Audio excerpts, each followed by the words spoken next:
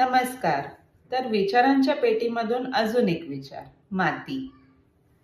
तू काय आणि मी काय? शेवटी मातीच होणार. मग हा उच्च नीचचा भेद का? जो आज राज्य करतोय, उद्या त्यालाही या मातीतच विसावा घ्यायचा आहे. सत्ता, संपत्ती, मान आणि माज सगळं टेम्पररी आहे, पण ही माती आहे ना, ही कायम असणार आहे. होणारा आनंद हा फुलासारखा वाटतो आपल्याला, पण दुःख दुःख म्हणजे पानगळती आणि तिथे मन फार कोमेजतं. पण एक लक्षात ठेवा, मनाच्या झाडाला कितीही कोमे झाली ना, तरी त्याची मुळं ही घट्ट मातीत रोवलेली असतात.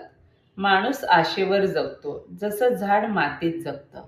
माती कधी तक्रार करत नाही, सगळं ओझं शांतपणे सहन करते.